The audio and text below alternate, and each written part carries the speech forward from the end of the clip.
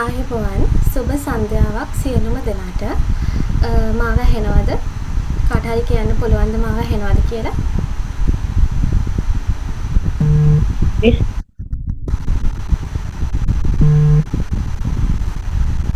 ඇහෙනව නේද මාව? ඇහෙනවා. Thank you. ඉතින් අදත් Helping Hearts ආයතනය වෙනුවෙන් ඔයාලව ඉතාමත් ගෞරවයෙන් සහ ආදරයෙන් පිළිගන්නවා. ඉතින් පහුගිය මාස කිහිපය ඇතුළත අපි ගොඩක් දේශන අපේ ආයතනය විසින් සිද්ධ කරා විවිධ මාතෘකා ඔස්සේ. ඉතින් ඒ වගේම අද කාලීන මාතෘකාවක් ඔස්සේ දේශනයක් පවත්වන්න තමයි අපේ ආයතනය සූදානම් වෙලා ඉන්නේ. ඉතින් අද දින දේශනය සඳහා අපිත් සමග සම්බන්ධ වෙන්නේ රුවන් පුෂ්ප කුමාර මහතා. එතුමා ගැන කතා කරොත් එතුමා වෘත්තීන් හෙද නිලධාරියෙක්.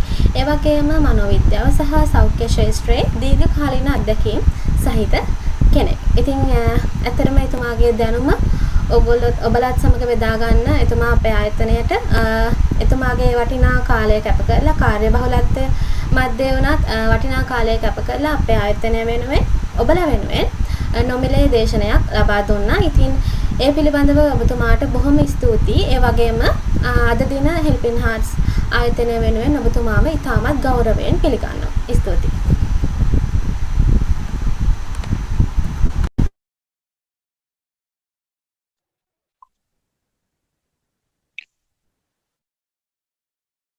නාටව මාව ඇහෙනවද පේනවද?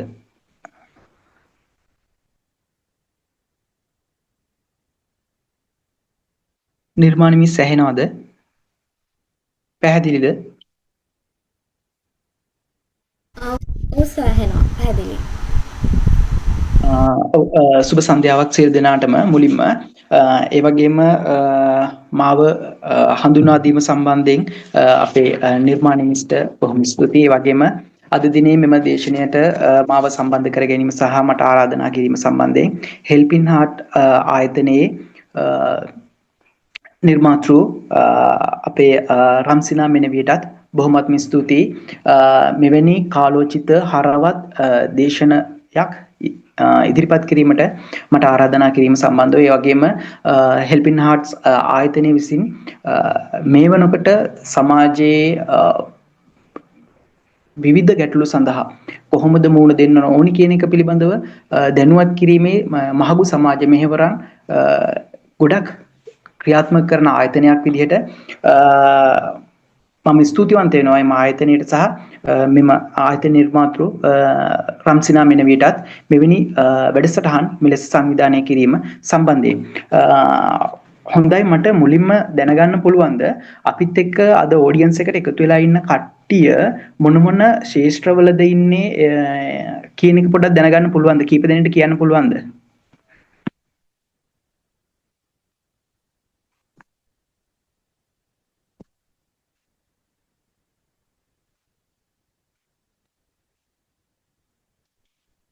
නිර්මාණ මිස් අපිත් එක්ක එකතු වෙලා ඉන්න කට්ටිය කොයි වගේ ෆීල්ඩ් වල කට්ටිය ඉන්නවද දන්නේ නැහැ නේද?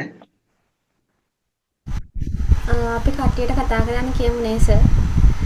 ඔව් අපිට එහෙමනොත් ලේසි කොහොමද අපි මේක කරගෙන යන්න ඕනි කියන එක අපිට මේ පෙළගස්ස ගන්න. ඔව්.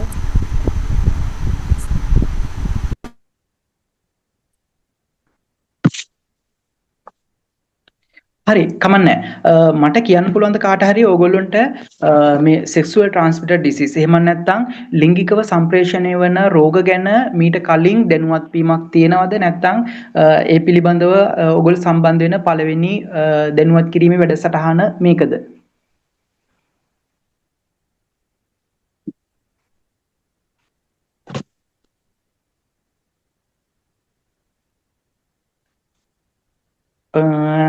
කාටවත් එහෙම අයිඩියා එකක් නැද්ද?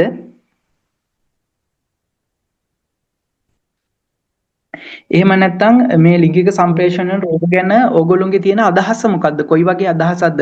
ඒ කියන්නේ මේවා බෝ වෙන්නේ කොහොමද?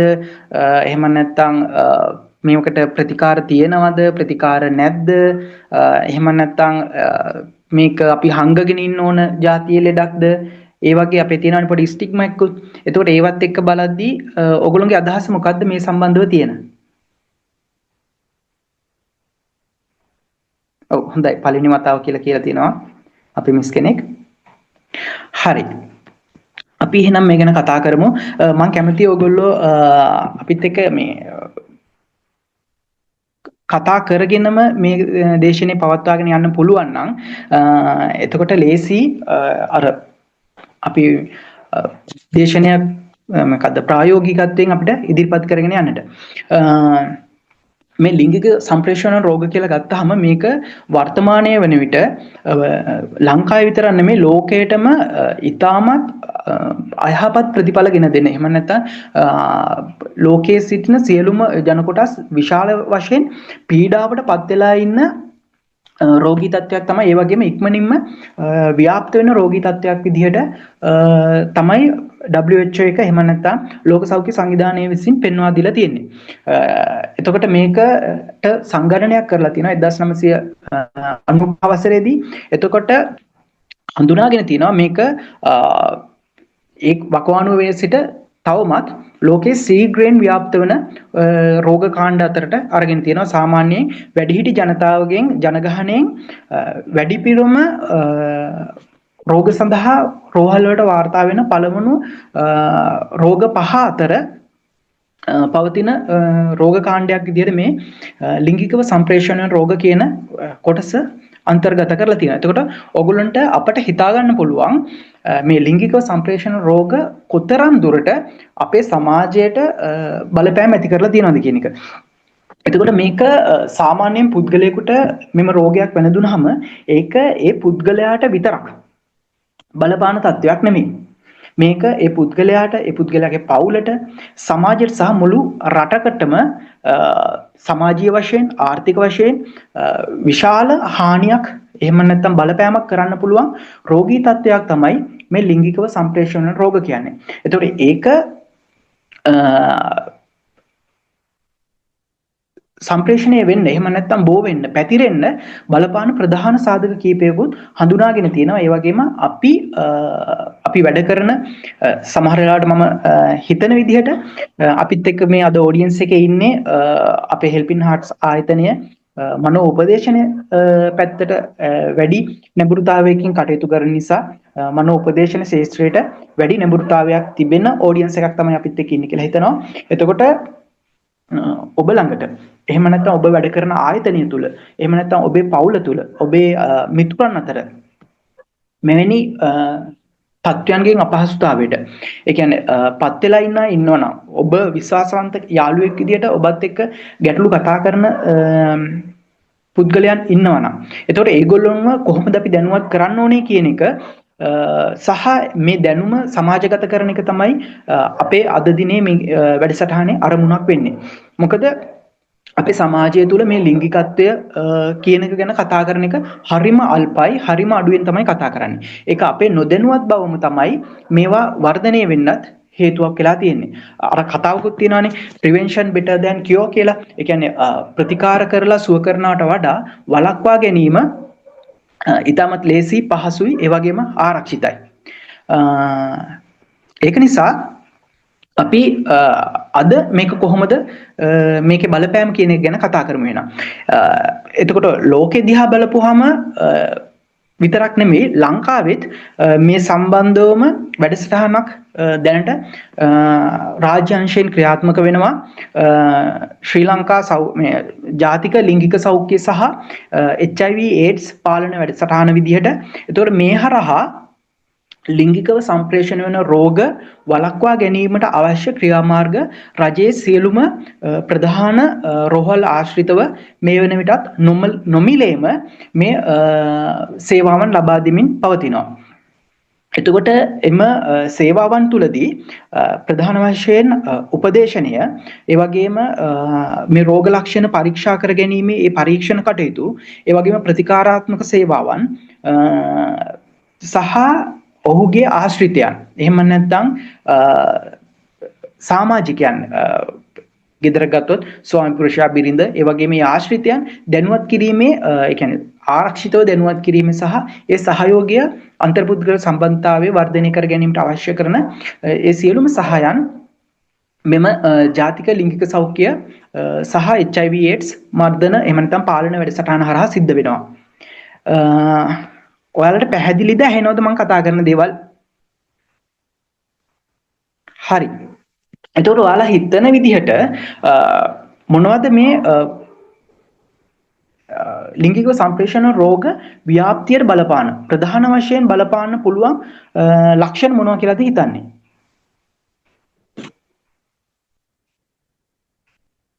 කටි සම්බන්ධ වෙලා නේදනේ?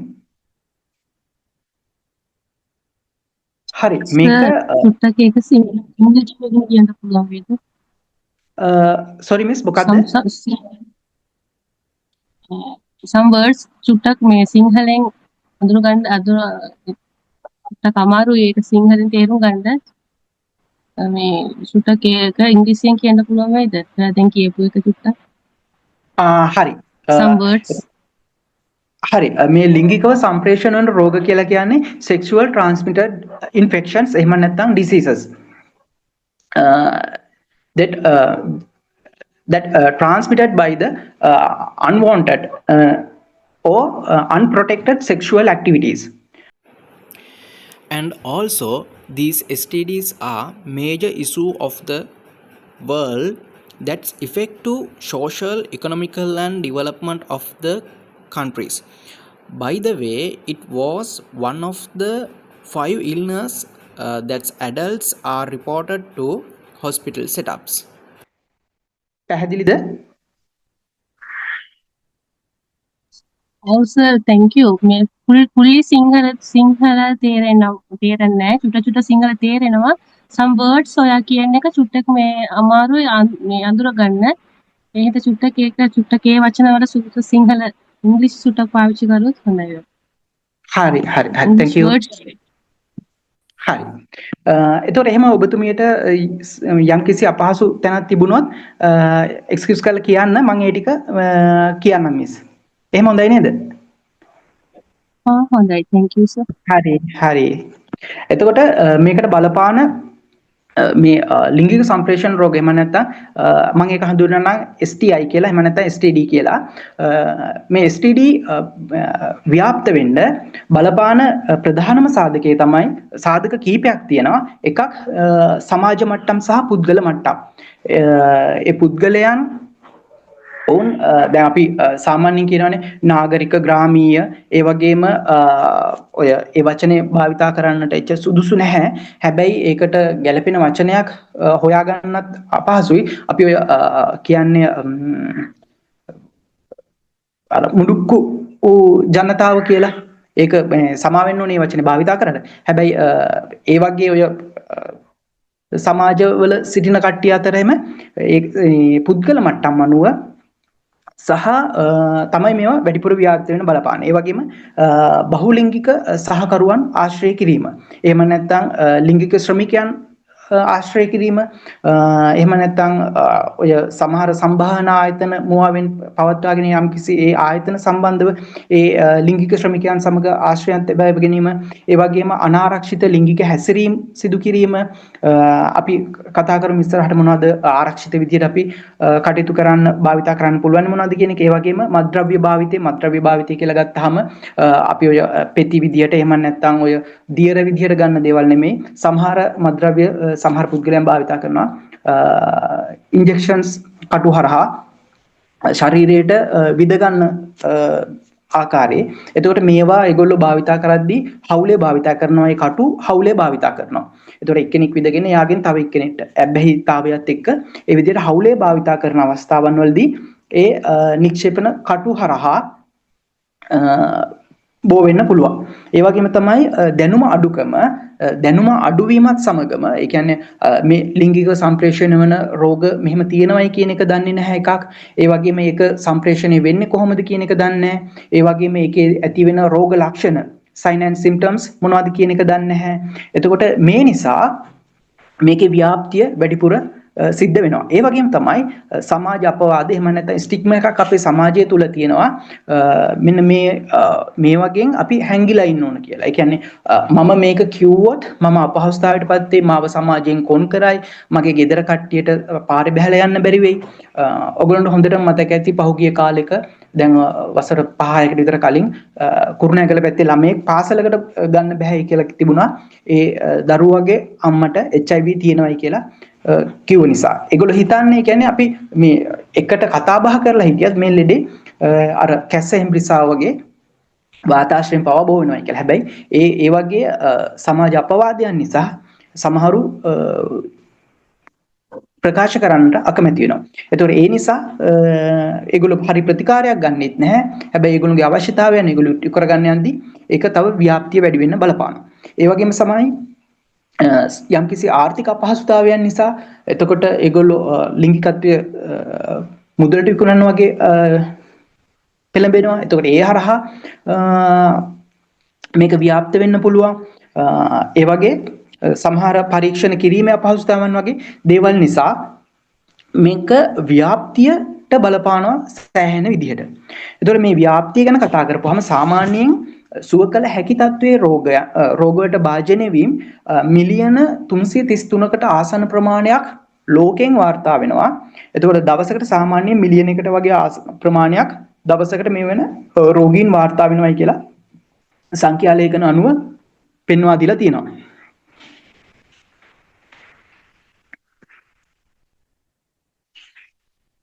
හරි. එතකොට මේක බලපාන්න ඔය කියන ඒවත් වගේම තවත් ප්‍රධාන වශයෙන් සාධක කීපයක් තියෙනවා. එතකොට ඒක තමයි ප්‍රතිකාර සඳහා ප්‍රවේශ වීමේ අපහසුතාවය, එහෙම නැත්නම් සමාජ අපවාදය කියන එක, එහෙම නැත්නම් ප්‍රධානම දේ තමයි මේ රෝග ලක්ෂණ නොමැති වීම. ඒ කියන්නේ සමහර රෝග වැළඳුණයි කියලා අපිට හොයාගන්න බෑ. ඒ වගේම රෝග ලක්ෂණ පෙන්වන්නෙත් නෑ. සමහර රෝග ලක්ෂණ පෙන්වන්න සමහර වෙලාවට දීර්ඝ කාලයක් ගන්නවා. හැබැයි ඒ දීර්ඝ කාලයක් ගත්තට ඒ කාලය තුල අපේ ඇඟ තුල ඒ වෛරස් එක හෝ බැක්ටීරියාව වර්ධනය වෙනවා රෝග ලක්ෂණ නොපෙන්වාම. ඒතකොට ඒ කාලය තුල තව කෙනෙකුට සම්ප්‍රේෂණය වීමේ හැකියාවකුත් තියෙනවා. පැහැදිලිද මේ තරම් කතා කරපු ටික?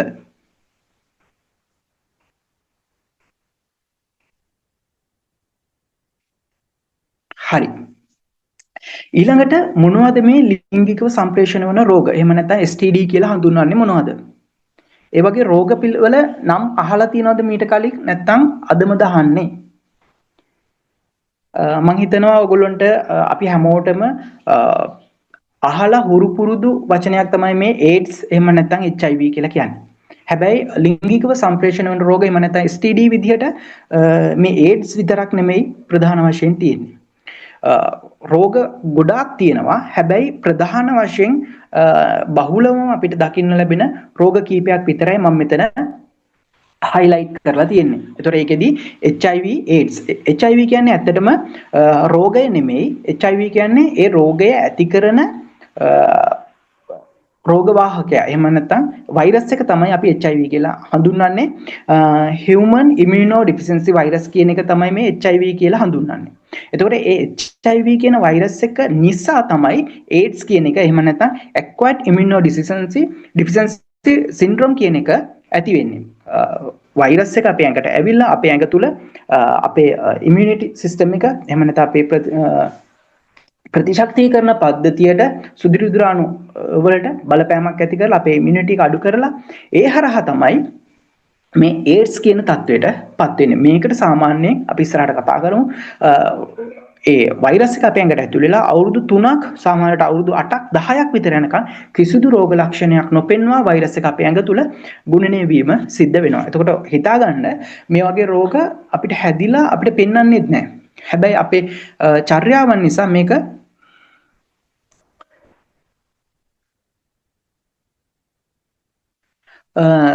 චර්යාවන් නිසා මේක දිගටම බෝ වෙන්න පුළුවන්. සමහර රෝග ලක්ෂණ පෙන්වනවා, සමහර රෝග ලක්ෂණ පෙන්වන්නේ නැහැ. ඒවා අපිට හඳුනා ගැනීමේ අපහසුතාවයන් තිබෙනවා. හරි. ඊළඟට අපි කතා කරමු AIDS ගැන. හරි. ඔයාලා හිතන්නේ AIDS බෝ වෙන්නේ කොහොමද? එහෙම නැත්නම් AIDS බෝ නොවෙන්නේ මොන වගේ දේවල් මත කියලාද හිතන්නේ? කියන්න පුළුවන්ද?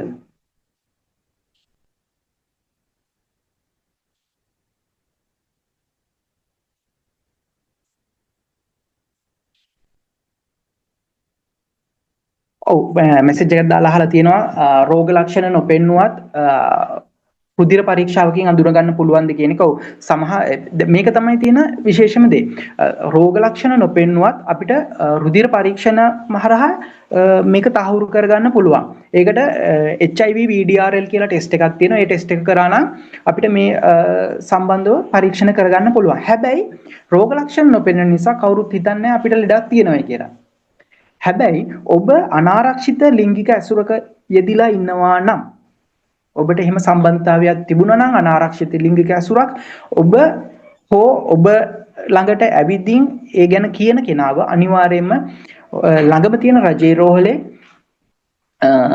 STD සායනයක් තියෙනවා. ලිංගිකව සම්ප්‍රේෂණ වන රෝග සම්බන්ධව සායනයක් තියෙනවා. ඒ සායනයට යොමු කරන්නට ඕනේ. යොමු කරලා කියන්න ඕනේ ඔබ මේ අදාළ HIV VDRL කියන පරීක්ෂණය කරගන්න කියන එක. ඒ හරහා ඔබට තාවුරු කරගන්න පුළුවන් රෝග ලක්ෂණ නොපෙන්නුවත් ඒ STD සම්බන්ධව ඔබ අවදානමක ඉන්නවද කියන එක. හරි මම හිතනවා මේ මැසේජ් එක දාපු අපේ මිස්ටර් හොසර්ට පැහැදිලි වෙන්නේ නැති කියලා. හරි. එතකොට අපි කතා කරමු HIV ගැන. HIV AIDS. ඔයගොල්ලෝ හිතන්නේ HIV බෝ වෙන්නේ කොහොමද කියන එකද කියලාද?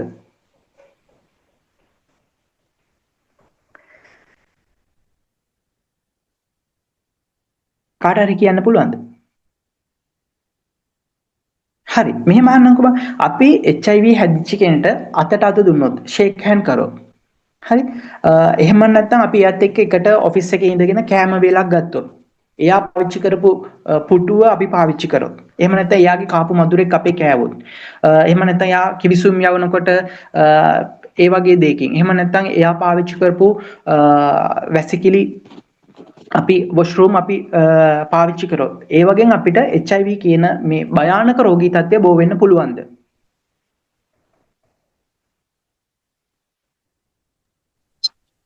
නෑ.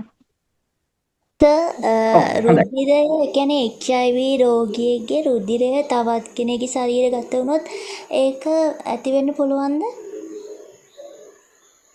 ඔව් හොඳයි. HIV අනිවාර්යයෙන්ම බෝ වෙන්න HIV ආසාදිතයෙකුගේ රුධිරය නිරෝගී කෙනෙකුගේ රුධිරය හා සම්බන්ධ වෙන්න ඕනි. එහෙම වුණොත් තමයි HIV වෛරස් එක අපේ නිරෝගී කෙනෙක්ගේ ඇඟට ඇතුළු වෙන්නේ. එතකොට අපි එකට කෑම කෑවයි කියලා කැස්සා කියලා එහෙම නැත්නම් වොෂ්රූම් එකට පාවිච්චි කරා කියලා එක ඔෆිස් එකේ ඉඳගෙන වැඩ කරා කියලා අපි ආව බදාගත්තා කියලා ඒ කිසිම ක්‍රමයකින් මේ රෝගය බෝ වෙන්නේ නැහැ. මේ රෝගය බෝ වෙන ප්‍රධානම ක්‍රම තමයි එකක් අනාරක්ෂිත ලිංගික සම්බන්ධතාවය. එක්ක ඉන්ටර්කෝස්ට් එහෙම නැත්නම් ඒනල් සෙක්ස් ඒ වගේ ලිංගික සම්බන්ධතාවයන් වලදී ලිංගික ශ්‍රාවයන් ශරීරගත වීම හරහා. එතකොට රුධිර පාරවිලේනය කියන්නේ අපි බ්ලඩ් දෙනවා කියන්නේ හැබැයි මේ රුධිර පාරවිලේනයේදී මේක බෝ වීම එහෙම නැත්නම් සම්ප්‍රේෂණය වීම ඉතාමත් අවමයි. ඒක වෙන්න බැරි තරම්. මොකද අපෙන් රුධිර සාම්පල් එකක් අපි බ්ලඩ් ඩොනේෂන් කැම්ප් වලට ගිහින් දෙනවා කියමුකෝ.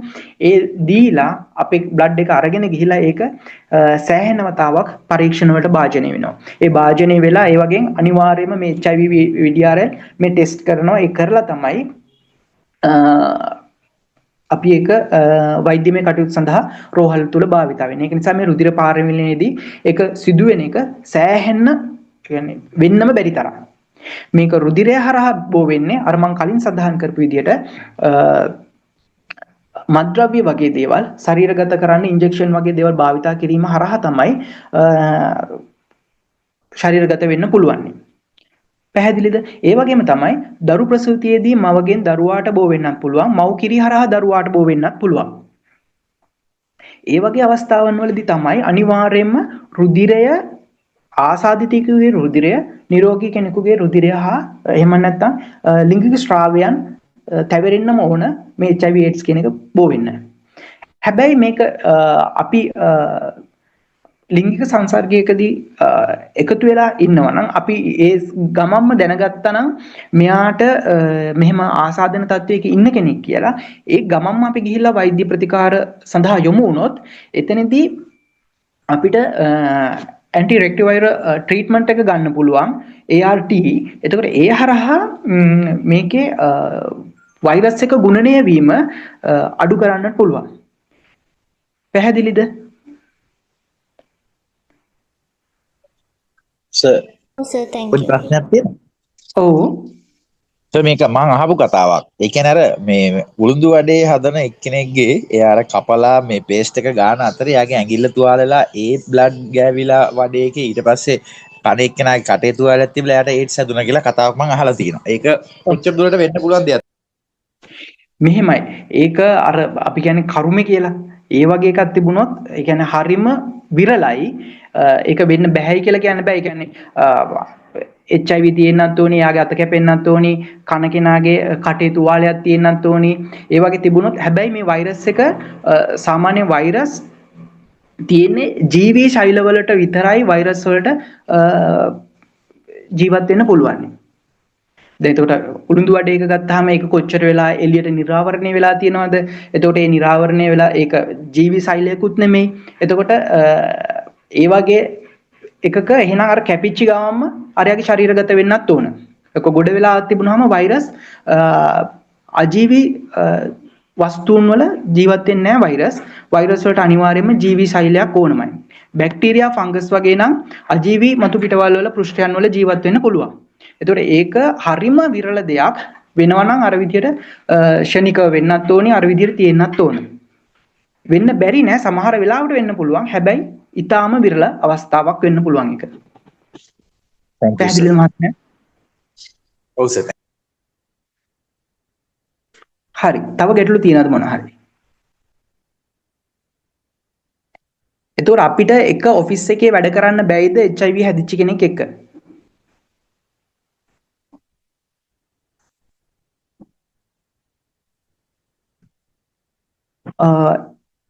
දැනට තිබෙන ප්‍රතිකාර ක්‍රමත් එක්ක HIV හැදුණු කෙනෙකුට සාමාන්‍ය විදිහට පෞල් ජීවිතයක් ගත කරන්නත් පුළුවන්.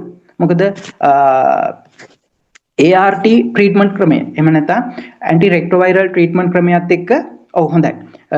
ට්‍රීට්මන්ට් ක්‍රමයක් එක්ක එයාට දැන් ඉස්සර තමයි එimhe හැදුණු කෙනෙක්ගේ ප්‍රතිශක්තිකරණ පද්ධතියට බලපෑම් ඇති කරලා යාව විවිධ රෝගී තත්ත්වයන්ට යාව ගොදුරු වෙනවා. කැස්සක් හැදුනත් යාට සෑහෙන අමාරුයි, හිම්බිස්සාවක් හැදුනත් යාට සෑහෙන අමාරුයි, වෙන අසනීපයක් ආවත් යාට සෑහෙන අමාරු වෙනවා. මොකද එයාගේ මේ HIV කියන එකෙන් බලපෑමක් ඇති කරන්නේ එයාගේ සුදුරුදිරාණු වලට, එහෙම නැත්නම් එයාගේ ප්‍රතිශක්තිකරණ පද්ධතියට. ඒ හරහා ප්‍රතිශක්තිකරණය දුර්වල වෙලා එයාට විවිධ රෝග වලට නිතරම භාජනය වීම තමයි සිද්ධ වෙන්නේ. හරි. එතකොට එයා සමහර වෙලාවට ඒ හරහාම තමයි එයා සෑහෙන අසාධ්‍යතාවයටපත් වෙන්නේ. නමුත් මේ ART ට්‍රීට්මන්ට් ක්‍රමය හරහා එයාගේ ඇඟේ තියෙන වෛරස් ප්‍රමාණය, දැන් අපේ ඇඟට සාමාන්‍ය අපි හිතමු අපිට අපිව රෝගී කරන්න පුළුවන් සාමාන්‍ය වෛරස් 10ක් මම උදාහරණයක් විදිහට ගන්නෙ. වෛරස් 10ක් තිබුණොත් අපි එහෙම 1 2 3 කියලා එහෙම 10ක් තිබුණොත් අපිට ඒ වෛරස් වලට අපිට බලපෑමක් කරන්න බෑ. හැබැයි මේක 11 වෙච්ච ගමන් අපිට බලපෑමක් කරනවා. හරි. එතකොට මේකේ මේ වර්ධනය වෙන එක අඩු කරලා මේ වෛරල් ලෝඩ් එක 0 කරලා තියාගන්න පුළුවන් මේ ට්‍රීට්මන්ට් ක්‍රමය හරහා. එතකොට එයාට සාමාන්‍ය පුද්ගලයෙක් විදිහටම වැඩ කටයුතු කරන්න පුළුවන් ආරක්ෂිතව ඉඳගෙන සාමාන්‍ය පුද්ගලයෙක් විදිහටම අනික් අයත් එක්කම ඒ තලයේම ඔයාලා අපි වගේම මේ ආසාදිතයෙකුට රැකියාව කරන්න පුළුවන්. හැබැයි එයා මේ ට්‍රීට්මන්ට් එක හරියටම ගෙනියන්න ඕනේ. ඒකයි අපි මේක දැනගන්න ඕනේ. අපි අපිත් එක්ක වැඩ කරන අපේ සේවා ස්ථානයේ හෝ ඔබ උපදේශක සේවයේ යෙදලා ඉන්නවනම් ඔබ ළඟට එන සේවා ලාභියෙකුට හෝ අපි දැනුවත් කරන්න ඕනේ. අනිවාර්යයෙන්ම ඔයා ට්‍රීට්මන්ට් එක හරියටම ගන්න. කිසිම වෙලාවක මග අරින්න එපා. ඒ වගේම ගෙදර අයටත් කියන්න තියෙන්නේ මෙයාත් එක්ක හොඳ සහයෝගයෙන් ඉන්න. එයාට අපහසුතාවයට පත් කරන්න එපා. මේ ට්‍රීට්මන්ට් එක හරියට ගත්තොත් එයාට සාමාන්‍ය පුද්ගලෙක් වගේ ජීවත් වීමේ හැකියාව තියෙනවා. එයාට ඒ කියන්නේ ජීවිත හානියකින් තොරව ජීවත් වීමේ හැකියාව තියෙනවා. සාමාන්‍ය කටයුතු සියල්ලම සිද්ධ කරගෙන. පැහැදිලිද? එතන මම කිව්වා වගේ මෙතන මේ HIV කියන වෛරස් එක ආවොත් එහෙම සාමාන්‍ය අවුරුදු 3ක් 8ක් 10ක් විතර යනකම් කිසිම රෝග ලක්ෂණයක් පෙන්වන්නේ නැහැ. හැබැයි ඇඟ ඇතුලේ මේ වෛරස් එක ගුණණය වෙනවා. යම් කිසි කෙනෙක් ඔයගොල්ලෝ ගාවට ඇවිල්ලා කිව්වොත් එහෙම මෙහෙම අනාරක්ෂිත ලිංගික සම්බන්ධතාවයක් යෙදුණයි කියලා එයාව වහාම අපි ඒ පරීක්ෂණ කටයුතු සඳහා යොමු කිරීම තමයි පළමුවෙන්ම කරන්න ඕනේ. එතකොට මේකෙදි කාලයක් යනකොට බර අඩු වෙන්න පුළුවන්, විටින් විට උණ ගලන්න පුළුවන්, පොඩ්ඩක් නැත්තම් නිතරම අසනීප වෙන්න පුළුවන්. ඒ වගේම වසා මේ අපි කියන්නේ කුද්දැටි දානවා කියලා. ඒ වගේ කුද්දැටි ඉදිමෙන්න පුළුවන්. ඒ වගේ රෝග ලක්ෂණ පසු කාලිනව පෙන්වන්න පුළුවන්. හරි. පැහැදිලිද ඒ ටික? තව මොනවා හරි निराකරණය කරගන්න ඕනද?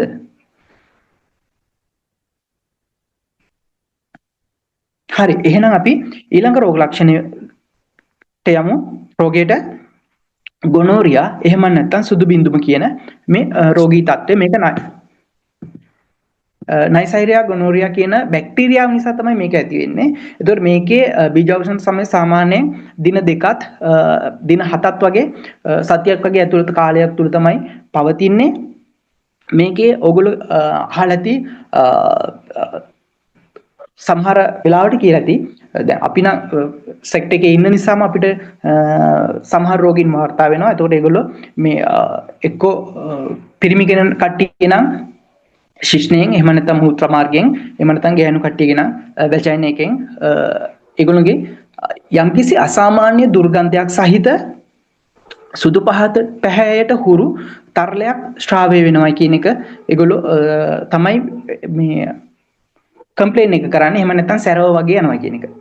හරි. ඒතකොට මේ සැරව වගේ යන අසාමාන්‍ය දුර්ගන්ධය ඔඩ එකක් තියෙන මේ ඒක සිද්ධ වෙන්නේ මේ බැක්ටීරියා ක්‍රියාකාරීත්වය නිසා. සාමාන්‍යයෙන් අපේ තුවාලයක් කැපිලා අපි පැසවනවා කියන්නේ. ඒතකොට පැසවද්දි එතන සැරව පිරෙනවානේ. ඒ සැරවවල තියෙනවා සාමාන්‍ය අන්ප්ලසන්ට් ඔඩ එකක්. ඒතකොට ඒ වගේම තමයි මේ ගොනෝරියා කියන එක ඇති වෙන්නේ මේ බැක්ටීරියාවක් නිසා. එතකොට එතන අර සැරව පිරුණා වගේ සැරව ගලන ගතියක් තමයි එන්නේ. ඒතකොට මේකෙදි අර මං කියවගේ සැරව ලිංගික ප්‍රදේශ වලින් පිට වෙනවා, දැවිල්ලක් ඇති වෙනවා, ඒ වගේම මූත්‍රා දැවිල්ල ඇති වෙන්න පුළුවන්. ඒ වගේම යටිබඩ ආශ්‍රිත ප්‍රදේශයේ දැඩි වේදනාවක් සහ ඇති වෙන්න පුළුවන්. ඒ වගේම මෙතන මේ බැක්ටීරියා ඉන්ෆෙක්ෂන් එක නිසා උණ වගේ තත්ත්වයක් ඇති වෙන්න පුළුවන්. පැහැදිලිද? ඔව් සර්. හරි හොඳයි. ඊළඟට අපි එහෙනම් කතා කරමු සිපිලික්ස් එහෙම නැත්නම් උපදාංශය කියන රෝගී තත්ත්වය ගැන. ඒතකොට මේකේදී එන්නේ මේක ස්ටේජස් 3කට තමයි තියෙන්නේ. එතකොට පළවෙනි ස්ටේජ් එක, දෙවෙනි ස්ටේජ් එක, තුන්වෙනි ස්ටේජ් එක කියලා. පළවෙනි ස්ටේජ් එක සාමාන්‍යයෙන් මේකෙදි ප්‍රතිකාර නොකලත් හොඳ වෙනවා. හරි. මේකෙදි පොඩි පොඩි තුවාල බිබිලි වගේ අපි අර පැපොල් හැදුනාම චුටි චුටි සරව බිබිලි වගේ චුටි චුටි බිබිලි එන්නේ. ඒ වගේ තුවාල බිබිලි වගේ එනවා. මේවා හැබැයි වේදනාවක් නැහැ. අපි අර කටේ හුණු බිබිලි දානවා කියන්නේ අන්න ඒ වගේ හුණු බිබිලි දැම්මොත් නම් වේදනයිනේ. හැබැයි මේ වගේ තුවාල වලදී වේදනාවක් රහිත තුවාල ශරීරයේ විවිධ ප්‍රදේශවල ඇති වෙන්න පුළුවන්. විශේෂයෙන්ම මුඛය ආශ්‍රිතව ලිංගික ප්‍රදේශයන් ආශ්‍රිතව ඇති වෙන්න පුළුවන් මේ තුවාල තත්ත්වයන්. මේවා පළවෙනි අවස්ථාවේදී ප්‍රතිකාර නොකලත් හොඳ වෙනවා. හැබැයි දෙවෙනි අවස්ථාවේදී නැවත සති 6කට විතර පස්සේ නැවතත් එවැනිම තුවාල ඇති වෙනවා. හැබැයි මේකෙදී උණ ගන්න ගතිය, කුෂ්ඨ වගේ එන ගතිය ඒ වගේ ඇති වෙන්න පුළුවන්. හරිද? හැබැයි මේක මෙහෙමත් මේ අවස්ථාවේදී ප්‍රතිකාර නැතත් හොඳ වෙන්න පුළුවන්. හරි. හැබැයි ඊළඟ අවස්ථාවේ තුන්වෙනි අවස්ථාවට සාමාන්‍යයෙන් මේක වසර 2ක විතර වගේ කාල සීමාවක් ඇතුළත ඇති වෙන්න පුළුවන්. හැබැයි මේකෙදි රෝග ලක්ෂණ එළියට පෙන්වන්නේ නැහැ. ඒක තමයි භයානක දේ. හැබැයි මේකෙදි රෝග ලක්ෂණ පෙන්වන්නේ අපේ කොහෙද? අභ්‍යන්තර ඉන්ද්‍රියන් වල සහ ස්නායු පද්ධතිය තමයි මේකේ බලපෑමක් ඇති කරන්න පුළුවන් වෙන්නේ. හරි. එතකොට මේක දැන් මේ විදිහට එකම හා සමාන විදිහට විටින් විට එනවනම් හරි මෙහෙම වේදනාවක් රහිත තුවාල ඇති වෙනවනම් එතකොට එයාගේ හිස්ටරි එක අපි ගද්දි අපි ගාවට අනිවාර්යයෙන්ම දැන් අපි දැනුවත් වෙලා ඉන්න අපි නොදැනුවත් වුණොත් මේ ගැන අපිට සමාජගත කරන්න බැරි. හැබැයි අපි දැන් දැනුවත්. එතකොට මේ වගේ කෙනෙක් ඇවිල්ලා අපිත් එක කියනවනම් එතකොට අපිට එයාගේ හිස්ටරි එක ගන්න පුළුවන්. හිස්ටරි ටේකින් එකේදී එයා කියනවා නම් අපිට නිකමට අහන්න පුළුවන් මෙහෙම සම්බන්ධතාවයක් තිබුණාද කියන එක. ඒ කියන්නේ අපිත් එක්ක විශ්වාසය මතනේ එයා කතා කරන්නේ. එතකොට එයාට හානියක් නොවන විදිහට, එයාව අපහසුතාවයට පත් නොවන ආකාරයෙන්, එයාගේ පෞද්ගලිකත්වය 100%ක්ම ආරක්ෂා වෙන ආකාරයෙන් අපිට අහන්න පුළුවන් මෙහෙමයි මේ වගේ දේවල් නිසාත් ඇති වෙන්න පුළුවන්. ඒක නිසා මේ වගේ දෙයක් තිබුණද කියලා අහලා එහෙම තියෙනවා නම් මේ විදිහට වෛද්‍ය පරීක්ෂණ සහ අනිවාර්යයෙන්ම වෛද්‍ය උපදෙස් ලබා ගැනීමේ අවශ්‍යතාවය පෙන්눔 කරලා දෙන්න ඕන. පැහැදිලිද?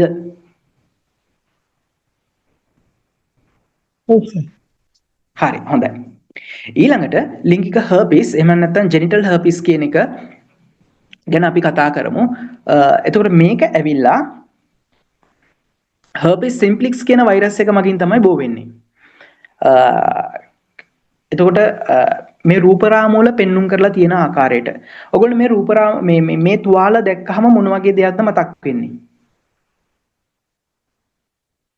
අර මුඛේ එනවනේ අර ගෙඩි වගේ අර පොඩි මේ උෂ්ණ බිබිලි කියන්නේ ඒ වගේ. ඔව් උෂ්ණ බිබිලි වගේ ගතියකුත් තියෙනවා. හොඳයි මිස්. ඒ වගේම මේක මේ herpes කියන වෛරස් කාණ්ඩේව තමයි ඇති වෙන්නේ. හැබැයි මේ herpes simplex කියන එක ලිංගාශ්‍රිතව බෝවන රෝගයක් විදිහට එහෙම නැත්නම් STD පැත්තෙන් තමයි යන්නේ. හැබැයි අපි අහලා තියෙනවා varicella zoster herpes zoster කියලා අහලා තියෙනව නේද? chicken pox කියලා අපි අහලා තියෙන්නේ. පැපොල. අන්න මේක මේ පැපොල වගේ තුවාල වගේ ඇවිල්ලා තමයි ඇති වෙන්නේ. හරි. එතකොට මේක එකම වෛරස් එක නෙමෙයි වෛරස් කාණ්ඩ දෙකක්. හැබැයි මේ රෝග ලක්ෂණ ටිකක් මේ සමාන ගතියක් තමයි තියෙන්නේ. හරිද? හැබැයි මේ තුවාල අපේ ඇඟට මේ වෛරස් එක herpes simplex කියන වෛරස් එක ඇති වෙලා සාමාන්‍යයෙන් දවස් 2ක් 7ක් විතර වගේ යනකොට අපිට රෝග ලක්ෂණ පෙන්눔 කරන්න පටන් ගන්නවා ලිංගාශ්‍රිත ප්‍රදේශවල සහ මුඛය ආශ්‍රිතව. එතකොට අර පැපොල හැදුනා වගේ බිබිලි දාලා තුවාල වෙලා තත්ත්වයන් ඇති වෙනවා.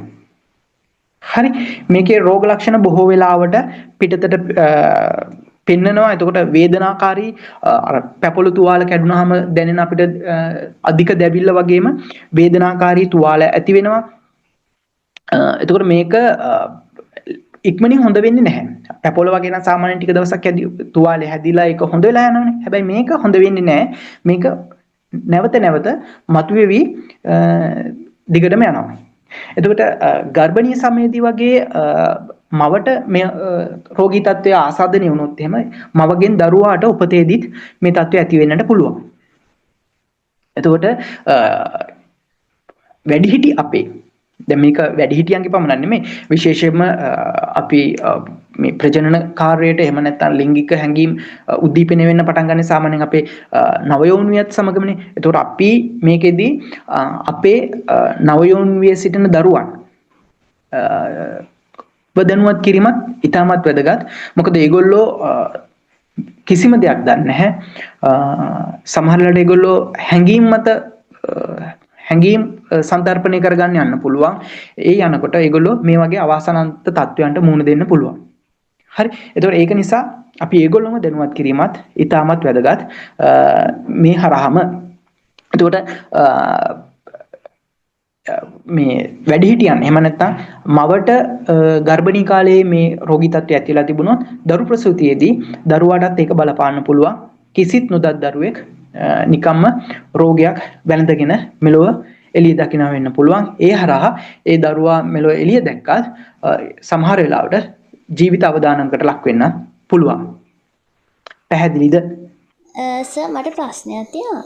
මේ දැන් ඔය වගේ රෝගයක් තියෙන අම්මා කෙනෙක් ප්‍රෙග්නන්ට් වුණාට පස්සේ ඒක එයා දැනුවත් වෙලා මේ ප්‍රසූතිය කරනකොට ඒකට පිළියමක් නැද්ද? ඒ කියන්නේ සිසේරියන් සැත්කමකින් එයාව එළියට ගත්තත් අර මේ දරුවාට ඒ වගේ රෝගය ඇති වෙන්න තියෙන මේ බලපෑම අඩුයිද කොහොමද? ඒ වගේ පොඩි විස්තරයක් කියන්නකෝ සර්.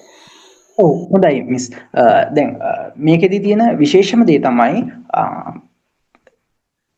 අම්මා කෙනෙක් ගැබ් ගත්තාම අපේ MOH හරහා එහෙම නැත්නම් පෞල් සෞඛ්‍ය නිලධාරීන් හරහා මේ සියලුම පරීක්ෂාවන් මුලින්ම කරනවා. එතකොට ඒගොල්ලොන්ට ලිංගාශ්‍රිත රෝග තියෙනවද කියන එක ඒ සම්බන්ධව කරන්න ඕනි වෛද්‍ය පරීක්ෂණ සිදු කරනවා. එතකොට ඒ පරීක්ෂණ සිදු කරලා ඒ වගේ හඳුනා ගන්නවා නිරෝගී මවක්ද සමහර වෙලාවට ආසාදිත මවක්ද කියන එක හඳුනා ගන්න පුළුවන්. එතකොට ඒ ආසාදිත මවක් නම් ඒ සාමාන්‍ය නිරෝගී මවකට ප්‍රතිකාර කරන සහ ඒ නිරෝගී මවක් දරු ප්‍රසූතියට සූදානම් කරන ආකාරයට නෙමෙයි ආසාදිත මවක් දරු ප්‍රසූතියට සූදානම් කරන්නේ. එතකොට ආසාදිත මවක් දරු ප්‍රසූතියට සූදානම් කරද්දී මව පමණක් නෙවෙයි දරුවාගේ ජීවිතය පමණක් නෙවෙයි ඒ ප්‍රසූතිය සඳහා සම්බන්ධ වෙන ස්ටාෆ් එකේ මොකද සමහර වෙලාවට සිසේරියන් කරනකොට අඬුකතුරු පාවිච්චි කරනවා. එතකොට ඒ හරහා වැරදීමකින් හෝ ස්ටාෆ් එකේ කෙනෙක්ට හරි එකකින් අනතුරක් වුණොත් ඒ ස්ටාෆ් එකේ අයටත් ඒක අවදානම් තත්ත්වයක් නිසා විශේෂිත ඒක ප්‍රොසීඩියර් එකක් යටතේ තමයි ওই කටයුතු සිද්ධ වෙන්නේ. එතකොට ඔබතුමීට අහන්නත් හම්බෙලා ඇති සමහරවිට නිවුස් වලට ගියා වගේ මට මතකයි අපේ ලංකාවෙම HIV මවකගෙන් දරුවාව ප්‍රසූත කිරීම කිසිදු ගැටලුවකින් තොරව. ඒතකොට ඒ සඳහා විශේෂිත වූ ක්‍රම ශිල්ප තියෙනවා. ඒතකොට ඒවට සිසේරියන් වගේ සැත්කම් කරලා ඒක ඉතාමත් ආරක්ෂිත විදිහට ඒ දරු ප්‍රසූතිය සිදු කිරීමට අවශ්‍ය ප්‍රතිකාර ක්‍රම වෛද්‍යවරුන් විසින් යොදා ගන්න එක ආරක්ෂිත වැඩේ කරන්න පුළුවන්. ප්‍රධානම දේ තමයි අපි මේ පිළිබඳව හරියටම දැනුවත් වෙලා ඉන්න ඕනේ. දැන් මේක හංගගෙන හිටියොත් මොකක් හරි ආකාරයකින් දැන් අර පරීක්ෂණ කරයින් පස්සේ මේ තත්ත්වය ඇති වෙලා තිබුණොත් එතකොට ආයි නැවත සම්බන්ධ වීමක් වෙන්නේ නැහැ, දැනුවත් වීමක් වෙන්නේ නැහැ. ඒක නිසා අනිවාර්යයෙන්ම මම දැනුවත් වෙන්න ඕනේ. මුලින්ම ඒ කියන්නේ සායනයට ගියපු මුලමනේ මේ පරීක්ෂණ කරන්නේ. හැබැයි ඊට පස්සේ මාස 9ක කාලයක් දරු ගැබ දරාගෙන ඉන්නවනේ. ඊට පස්සේ ওই මාස 9 ඇතුළත යම් කිසි සම්බන්ධතාවයක් ඇති වුණොත්, ඒතර ඒ කාලය තුල ඇති වුණොත් අන්න ඒක නිවැරදිව හරියටම දැනුවත් කිරීමේ කටයුතු කරන්න ඕනේ. එතකොට තමයි ඒක වළක්වා ගැනීමේ හැකියාව තියෙන්නේ. පැහැදිලිද? ඔව් සර් thank you. හරි නිසයි. මට තව ප්‍රශ්නයක් තියෙනවා. දැන් මේ දරුවෙක් ඉපදෙනකොට අපි කියමුකෝ මේ ගර්භාෂය තුල අය කියන්නේ මවට AIDS හරි මොනාරි STD එකක් තියෙනවා කියලා. එතකොට දරුවාට ඒක ඉපදෙනකොට මේක ඇවිල්ලානේ තියෙන්නේ. එතකොට ඒක ගර්භාෂය තුලදී දරුවා ඉන්න කාලේදීත් දරුවාට ඒක ඇති වෙනවද? එහෙම නැත්නම් දරුවා ඉපදෙනකොට දැන් ওই කියපු විදියට සිසේරියන් එකකින් ගත්තොත් එතකොට HIV හැදිලා නැද්ද ඒ බබාට? ඒක දරු ප්‍රසූතිය කියන්නේ ගැබ ඇතුළේදී බෝ වෙන්නේ නැහැ. ප්‍රසූතියේදී තමයි බෝ වෙන්නේ. ප්‍රසූතියේදී තමයි අම්මගේ ලේයි බබාගේ ලේයි මික්ස් වෙන්න පුළුවන්කම තියෙන්නේ. එතකොට ගර්භාෂය ඇතුළේදී අම්මගේ ලේ තමයි අපි ගන්නෙ. හැබැයි මෙතන ප්ලැසෙන්ටා එක තියෙනවානේ. ඒතකොට ප්ලැසෙන්ටා එක හරහා එතනදී වෙනම සර්කියුලේෂන් සිස්ටම් එකක් විදිහට තමයි යන්නේ. ඒතකොට මේ ප්ලැසෙන්ටා එක හරහා සමහර යන දේවල් තියෙනවා, නොයන දේවල් තියෙනවා. එතකොට ගර්භාෂයේදී බෝවීමක් සිද්ධ වෙන්නේ නැහැ. ඔය ගොනෝරියා සිපිලික්ස් වගේ දේවල් උනත් දරු ප්‍රසූතියේදී තමයි බෝ වෙන්නේ. පැහැදිලිද? ඔව් thank you. හරි. එතකොට අපි මේ ප්‍රසූති අවස්ථාව තමයි හරිම ආරක්ෂිත විදිහට සිද්ධ කරගන්නට ඕනි. හරි. එහෙනම් අපි ඊළඟට යන්න.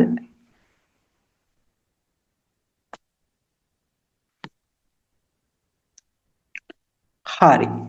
මෙතනදී අපි ඊළඟට කතා කරන්න යන්නේ ලිංගික ඉන්නන් කියන එක ගැන තමයි කතා කරන්නට යන්නේ. එහෙම නැත්නම් ජෙනිටල් වර්ඩ්ස් කියන එක. හරි. එතකොට මේකෙදී ලිංගික අවයවයන් ආශ්‍රිතව අපේ අර ඇඟේ සාමාන්‍යයෙන් එන ඉන්නන් හා සමානව ඉන්නන් ඇතිවීම තමයි සිද්ධ වෙන්නේ. එතකොට මේක හියුමන් පැපිලෝමා කියන වෛරස් එක නිසා තමයි ඇති වෙන්නේ. හරිද? එතකොට මේක ලිංගික සංසර්ගය සහ මේ ස්කින් ටච් එකේදී සක්‍රීය මේ කියන්නේ මේ රෝගී තත්ත්වය සක්‍රීයව තියෙන අවස්ථාවේදී ස්කින් ටච් එකේදීත් ඇති වෙන්නට පුළුවන්. හරි. එතකොට මේකට ප්‍රතිකාර ක්‍රමයක් නැහැ. මේකට තියෙන ප්‍රතිකාර ක්‍රමයක තමයි එක්කෝ මේවා පුච්චලා අයින් කරන්න ඕන. ඒ කියන්නේ පුච්චනවා කියන්නේ ඒකට වෙනම ප්‍රතිකාර ක්‍රමයක් තියෙනවා. ඒ හරහා එහෙම නැත්නම් රසායනික දියර ಜಾති තියෙනවා ගල්වන්න. ඒ ගාලා තමයි මේවා ඉවත් කරන්න ඕනේ. එහෙම නැත්නම් සෛල කර්ම වලින් පොඩි සර්ජරි කරලා කපලා ඉවත් කරන්න ඕනේ. හැබැයි මේක නිට්ටාවටම සුව කරන්නට බෑ. මේක නැවත නැවත ඇති වෙන්න පුළුවන්. ඒක නිසා මේක සක්‍රීය කාලයේදී ලිංගික සංසර්ගයේදීම ඉතාමත් අවදානම් සහගතයි මේක සුව කිරීමට නොහැකි තත්ත්වයක්. සාමාන්‍යයෙන් මේක සතියේ සිට අවුරුද්දක් වගේ කාලයක් තුල තමයි ඒ කියන්නේ වෛරස් එක අපේ ඇඟට ඇවිල්ලා සතියක් හෝ අවුරුද්දක් විතර කාලයක් යනවා රෝග ලක්ෂණ විදිහට මේ ඉන්නන් එළියට පෙන්눔 කරන්න. හැබැයි ඒ අතරතුර අපේ ඇඟේ මේ වෛරස් එක තියෙන්න පුළුවන්. ඒකයි කියන්නේ අනිවාර්යයෙන්ම අපි හැඟීම් එක අපි අපේ හැඟීම් කළමනාකරණය කරගැනීම ඉතාමත් අත්‍යවශ්‍යයි. මොකද සියලුම දෙනා මිනිස්සු. ඒතකොට මිනිස්සුන්ගේ පමණක් නෙමෙයි සියලුම සත්තුන්ගේ මූලික අවශ්‍යතාවයක් වෙනවා මේ ලිංගිකත්වය කියන එක. හැබැයි මේක මූලික අවශ්‍යතාවයක් වුණාට අපි මේ පිළිබඳව හරියටම දැනුවත් වෙලා ආරක්ෂිත පිළියම් මත නොඉඳ එහෙම නැත්නම් එක් සහකරුවෙකුට හෝ සහකාරියකට සීමා නොවි අපේ හැඟීම් අපි සන්තරපණය කරගන්න ගියොත් අනාගතයේදී විශාල ගැටලු ගොඩකට මුහුණ දීමට සිද්ධ වෙනවා. ඒක නිසා අපේ සමාජ වගකීමක් තියෙනවා වෘත්තිකයෝ විදිහට, ඒ වගේම සමාජයේ වැඩිහිටියෝ විදිහට සමාජ වගකීමක් තියෙනවා මේ පිළිබඳව අපේ බාල පරපුරට සහ අපේ මේ පිළිබඳව වැඩි ටච් වෙන්නේ නැති පිරිස වලට මේ පණිවිඩය ගෙනියන එක අපේ මූලික වගකීමක් වෙනවා.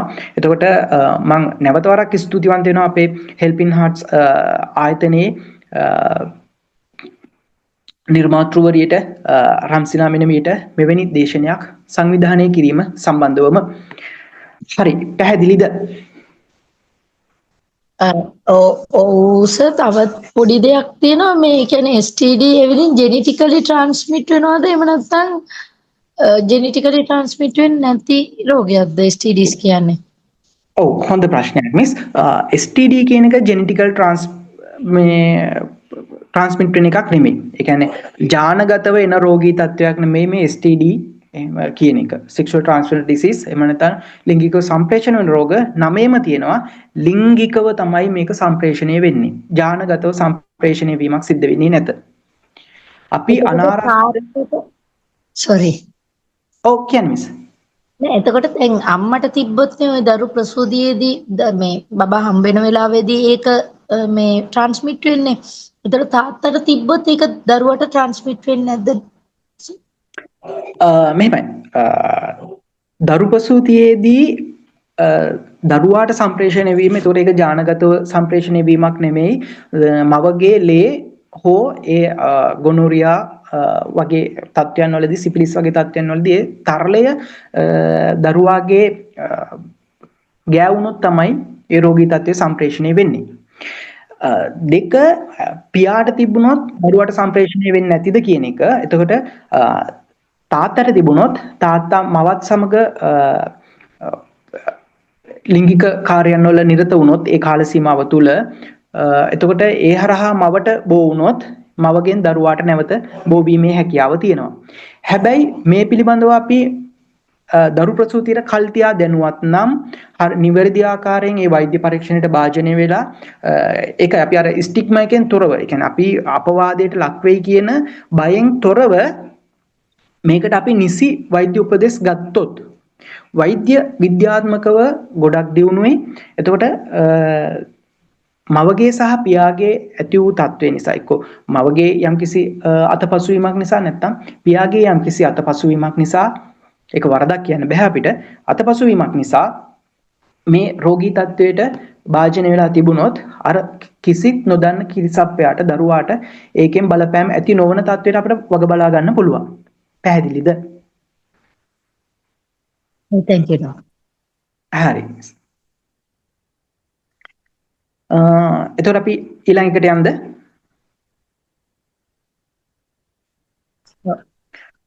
හරි. එතකොට ඊළඟට අපි කතා කරන්න බලාපොරොත්තු වෙන්නේ මේ හෙපටයිටිස් B කියන එක. හෙපටයිටිස් කියන වචනේ නම් ඔයගොල්ලන්ට ගොඩක් හුරු ඇති, ඔයගොල්ලෝ අහලා ඇති හෙපටයිටිස් කියන එක.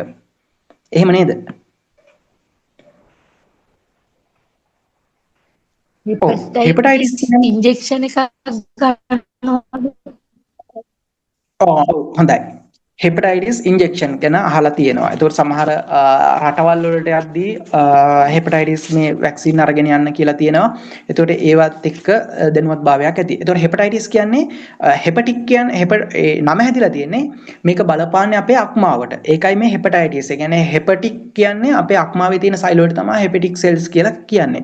ඒතකොට ඊට්ස් කියලා කියන්නේ ඒක ආසාදනයට ලක් වෙන එකට වෛද්‍ය විද්‍යාත්මකව හඳුන්වන්නේ විදිහට තමයි ඒක හදලා තියෙන්නේ හෙපටයිටිස් කියන්නේ. ඒතකොට හෙපටික් සෙල්ස් මේ ආසාදනයට ලක් වෙනවා කියන එක. ඒතකොට මේ හෙපටික් සෙල්ස් එහෙම නැත්නම් අක්මා සෛල ආසාදනයට ලක් වෙන්න පුළුවන් විවිධ වෛරස් ආසාදනයේ මේ ශරීරගත වීම තුලින්. ඒතකොට මේකෙදී මේ හෙපටයිටිස් කියන එක ප්‍රධාන වශයෙන් හෙපටයිටිස් අපි A B C D E කියලා ප්‍රධාන කොටස් පහකට මේ හඳුන්වන්න පුළුවන්. ඒතර මේකෙදි හෙපටයිටිස් A සහ E. A හා E ඇති වෙන්නේ ආහාර මගින්. අපි දූෂිත වූ ආහාර ඒක අපි හඳුන්වනවා මල මුඛ මාර්ගයෙන් ඒ කියන්නේ අපි මල පහත් එක්ක යන යම්කිසි ආසාදන ද්‍රව්‍යයන් අපේ කෑම වලට එකතු වෙලා ඒ කෑම හරහා ස්ට්‍රීට් ෆුඩ්ස් වලින් වගේ ඒ කෑම හරහා අපි ආසාදනයට ලක් වුණොත් ඒක හරහා හෙපටයිටිස් හැදෙන්න පුළුවන්.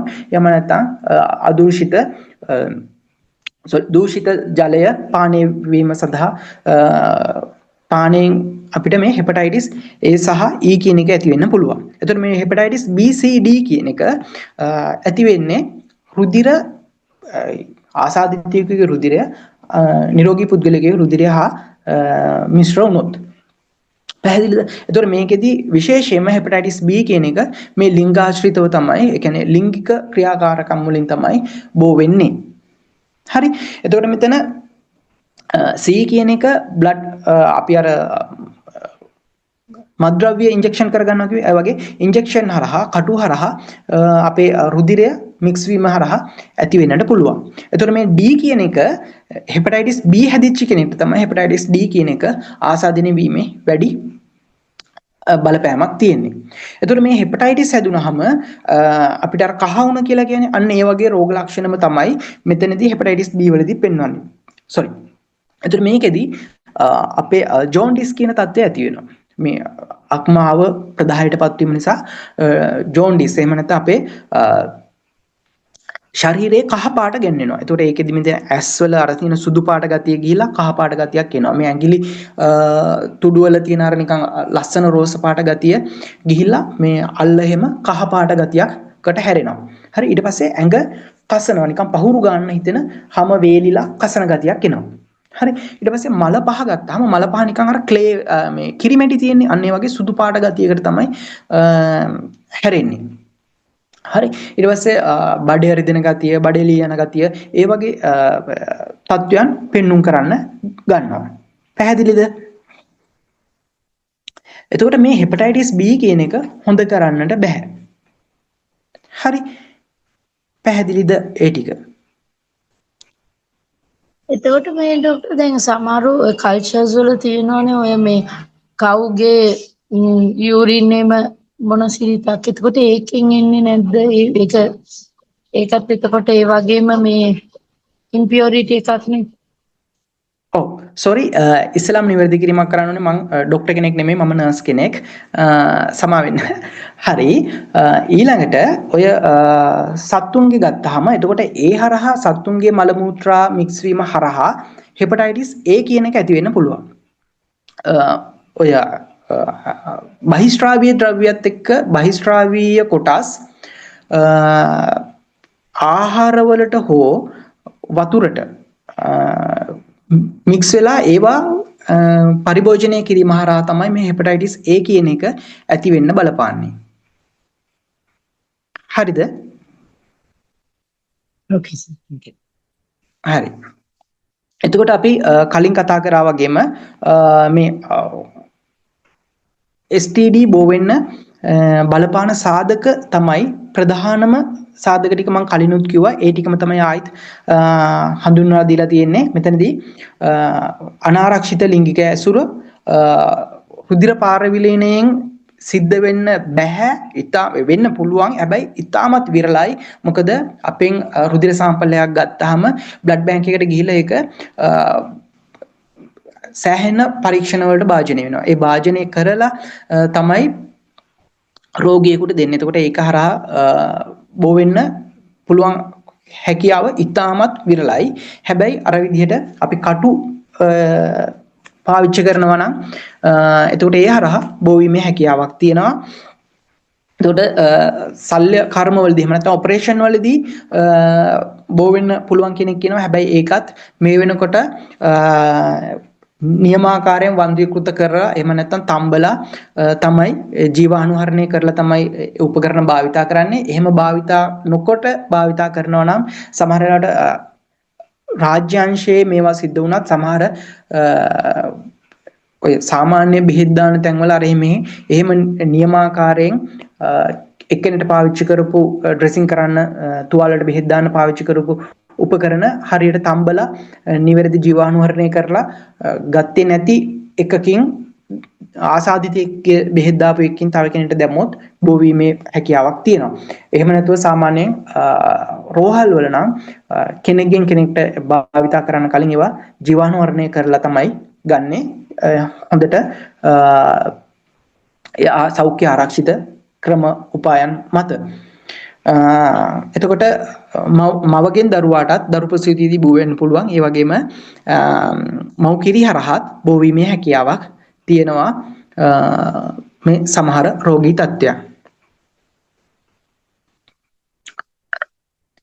පැහැදිලිද? හරි. ඊළඟට අපිට මේක වළක්වා ගන්නට ගන්න පුළුවන් ක්‍රම ගැන අපි කතා කරොත් එහෙම මම මේ කතාව පුරාවටම යම් යම් අවස්ථාවලදී ඒවා ඉස්මතු කරා. මම නැවතත් එක තැනකට හයිලයිට් කරලා ගන්නම්. එතකොට ප්‍රධානම දේ තමයි අපි දැනුවත් වීම තුලින් තමයි මේක පාලනය කරගන්න පුළුවන්. පළවෙනිම දේ දැනුවත් වීම. අපේ නොදැනුවත් බව නිසා තමයි ගොඩාක් දුරට මේවා සම්ප්‍රේෂණය වීම අධික වෙලා තියෙන්නේ. හරි. එතකොට අපේ ගෙදර ඉන්න නවයෝම්වියට එළඹෙන දරුවන් අපි දැනුවත් කරන්නට ඕනේ. මොකද අතීතයේ වගේ නෙමෙයි අපේ කාලේ වගේ නෙමෙයි වර්තමානයේ වෙන විට සමාජ මාධ්‍ය භාවිතා කරනවා, අන්තර්ජාලය අධික ලෙස භාවිතා කරනවා. ඒකට ඒගොල්ලෝගේ හැඟීම් ප්‍රකාශ කිරීමට සහ ඒ හැඟීම් අවිස්සෙන විදිහේ යම්කිසි දර්ශන බලන්න පුළුවන්. විවිධ ගෲප්ස් තියෙන ඒගොල්ලෝ හදාගෙන ඒකට ඒව හරහා ඒ කටියගේ අනික ඒගොල්ලොන්ට නවයෝන්වියයට හරියටම අදහසක් නැහැ කොහොමද ඒගොල්ලෝ හැඟීම් කළමනාකරණය කරගන්න ඕනි කියන එක ආරක්ෂිත බව පිළිබඳව දැනුවත් භාවයක් නැහැ.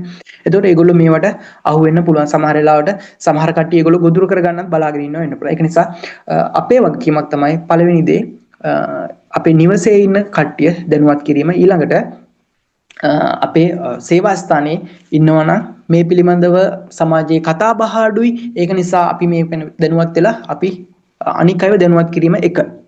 දෙක තමයි ලිංගික ඇසුරු සීමා කිරීම. කියන්නේ එක්කෝ විවාහයත් එක් අපි මේක අනිවාර්යයෙන්ම පාලනය කරගෙන ඉන්න ඕනේ. විවාහයෙන් පසු එක් සහකරුවෙකුට හෝ සහකාරියෙකුට සීමා වෙන්න ඕන. එසේත් නැතිනම් අනාරක්ෂිත ඇසුරකට හෝ යන්න අපි පෙළඹිලා යනවා නම් එතකොට ඒකෙදී අනිවාර්යයෙන්ම ආරක්ෂිත විධික්‍රම පාවිච්චි කරන්නට ඕනේ. විශේෂයෙන්ම කොන්ඩම් වගේ දේවල් පාවිච්චි කිරීම ඉතාමත් අත්‍යවශ්‍යයි මේ වගේ රෝගී තත්ත්වයන් වලින් වැළකීම සඳහා. සමහර අය ෆාමසියට ගිහිල්ලා හරි ඉල්ලන්න බයයි. ඒගොල්ලෝ හිතනවා අයියෝ මම මේක ඉල්ලන්න ගියොත් එහෙනම් මම අපකීර්තියටපත් වෙයි, කට්ටිය ඉස්සරහා මම ලැජ්ජාවටපත් වෙන්න වෙයි කියන එක. ඒ බය නිසා සමහර වෙලාවට පාවිච්චි කරන්න පෙළඹෙන්නේ නැතුව ඉන්නවා. හැබැයි අපි නියමාකාරයෙන් ඒගොල්ලෝ දැනුවත් කරලා තිබුණොත් ඔයා මේක ඉල්ලන්න නෙමෙයි ලැජ්ජ වෙන්න ඕන. ඔයාට මේ වගේ ලෙඩක් හැදුනොත් ඔයා ඊට වඩා අපහසුතාවයටපත් වෙනවා. නේ? එතකොට හැබැයි ඔයාට ලෙඩක් හැදිලා තියෙනවා නම් කිසියම් ආකාරයකින් ඔයාට ලෙඩක් හැදිලා තියෙනවා නම් ඔයා ඒ සඳහාත් ලැජ්ජා විය යුතු නැත. මොකද ඒක සාමාන්‍යයෙන් මනුෂ්‍ය මිනිසුන්ගේ හැටියක් නෙත. ඒ කියන්නේ මිනිසුන්ගේ මූලික අවශ්‍යතාවයක්. ඒක යා ඉටු කරගන්න ගියා. ඒක එයාගේ නොදැනුවත්කම නිසා හෝ වැරදි විදියකට ඉටු කරගන්න ගියේ. එයාට වැරදුනා. හැබැයි ඒක නිසා අපි අපහසුතාවයට අපකීර්තියට පත් කරන්න ඕනේ නැහැ. ඒක සඳහා එයාට යොමු වෙන්න ඕන නිසි මඟ පෙන්වන්නට ඕනි. ඒකත් අපිට මේ සම්ප්‍රේෂණය වීම වළක්වා ගැනීමට ගන්න පුළුවන් ක්‍රියාමාර්ගයක්.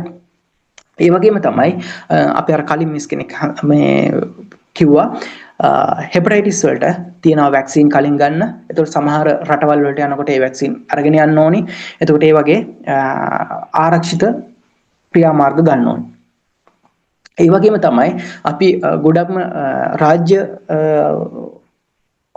මේ රෝහල් වල නම් අනිවාර්යයෙන්ම මේ වන්දීකృత කරලා තමයි එහෙම නැත්නම් ජීවාණුහරණය කරලා තමයි සල්ලි උපකරණ පාවිච්චි කරන්නේ. හැබැයි ඔයගොල්ලෝ යනවා නම් ප්‍රයිවට් තැනකට ප්‍රයිවට් උත් කියන්නේ ප්‍රයිවට් හොස්පිටල් නෙමෙයි මම කියන්නේ. සමහර ඔය තියෙන පොඩි තැන් වලට ගිහිල්ලා බෙහෙත් දාගන්න වගේ යනවා නම් ඒ වගේ තැන් වල බොහෝ දුරට ජීවාණුහරණය නොකරනවා වෙන්න පුළුවන් තියෙන අඩුකතුරු. ඒතර ඒවා අඩුම උණු වතුර එකට හරි දාලා තම්බලා ගන්න කියන එක ඒගොල්ලොම දැනුවත් කරන්න ඕනේ. ඕක එක්කෝ සර්ජිකල් ස්ප්‍රිට් වලින් හරි හොඳට පිහිදලා අරගෙන බෙහෙත් දාන්න කියන එක.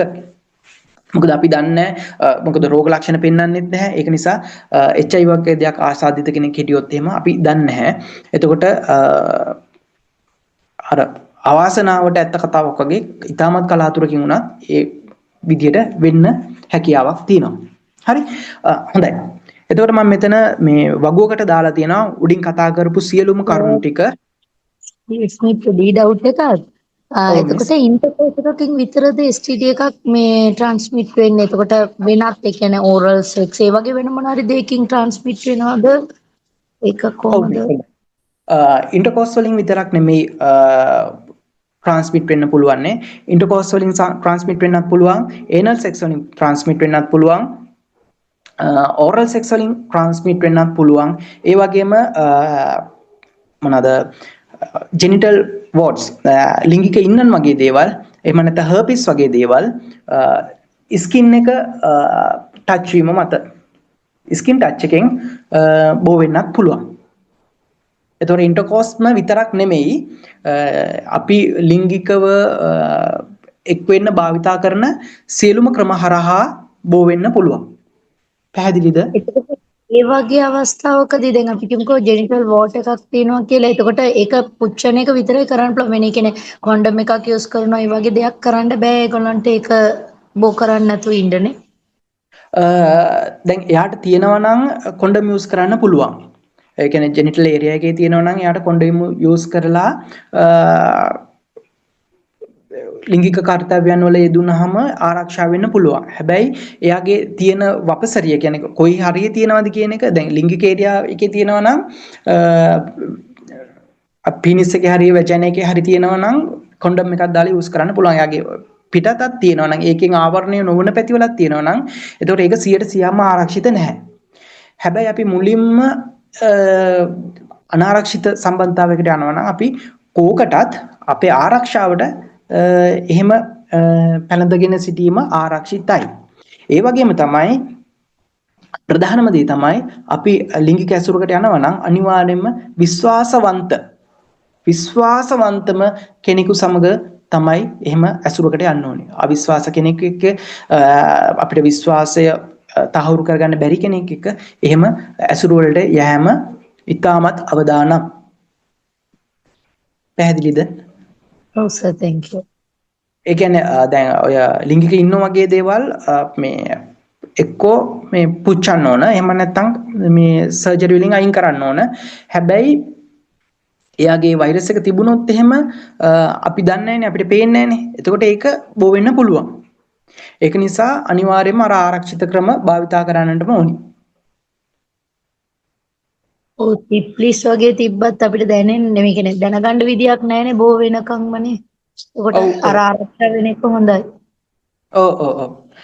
කොහොමත් කොන්ඩම් එකක් යූස් කරන එක දැන් 100%ක් නැතත් 95%ක විතර හරි ආරක්ෂාවක් තියෙනවා. ඒක නිසා අපි